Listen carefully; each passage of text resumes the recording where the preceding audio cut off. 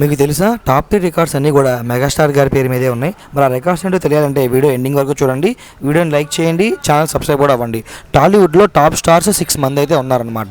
Seniors కూడా కలిపి 4 అయితే ఉన్నారు. అందరూ తమదైన రోజున బాక్స్ ఆఫీస్ని షేక్ చేయగలిగిన వాళ్ళే. టాప్ స్టార్స్లో ఎవరు ఎప్పుడు ఎలాంటి రికార్డులతో విరుచుకుపడతారో చెప్పలేం. కానీ సీనియర్స్లో మాత్రం ముందు నుండి మెగాస్టార్ మాస్ ర్యాంపేజ్ని ఎక్కువగా కొనసాగుతూ వచ్చిందనమాట. కానీ మధ్యలో అప్పుడప్పుడు ఫామ్ కోల్పోయి బాలయ్య బాబు గారు బాక్స్ ఆఫీస్ని వరుస సక్సెస్తో దుమ్ములేపారు. కానీ ఎందుకనో మెగాస్టార్ మూవీస్ రేంజ్లో షేర్స్ టోటల్గా రన్లో అందుకోలేకపోతున్నాడు అనమాట. ఇక వెంకటేష్ లాస్ట్ ఇయర్ సంక్రాంతికి వస్తున్నాం సినిమాతో రికార్డును కొల్లగొట్టారు. అయితే మెగాస్టార్ మూవీస్ని మించిపోయే కలెక్షన్లు సొంతం చేసుకున్నాడు అనమాట. మెగాస్టార్ గారి కొత్త సినిమా అయిన మనశంకర్ వరప్రసాద్ గారి సినిమాతో బాక్స్ ఆఫీస్ దగ్గర దుమ్ము లేపే కలెక్షన్లు అయితే సొంతం చేసుకున్నాడు అనమాట.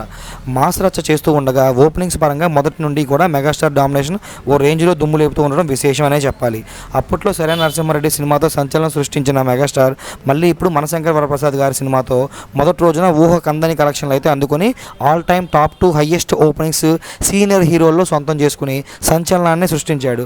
ఒకసారి టాలీవుడ్ సీనియర్ హీరోల మొదటి రోజు బిగ్గెస్ట్ ఓపెనింగ్స్ కనుక చూసుకున్నట్లయితే మనం సైరా నరసింహారెడ్డి 85 కోట్లు అయితే మొదటి రోజు ఓపెనింగ్ అయితే కలెక్ట్ చేసింది. మనశంకర్ వరప్రసాద్ గారు 74.25 కోట్లు కలెక్ట్ చేసింది. ఆచార్య 52 కోట్లు కలెక్ట్ చేసింది. డాకు మహారాజ్ 51.85 కోట్లు కలెక్ట్ చేసింది. ఖైదీ నెంబర్ 150 50.50 కోట్లు కలెక్ట్ చేసింది. వీరసింహారెడ్డి 50.10 కోట్లు కలెక్ట్ చేసింది. వాల్తేర్ వీరయ్య 49.10 కోట్లు కలెక్ట్ చేసింది. అఖండ 2 48.85 కోట్లు కలెక్ట్ చేసింది.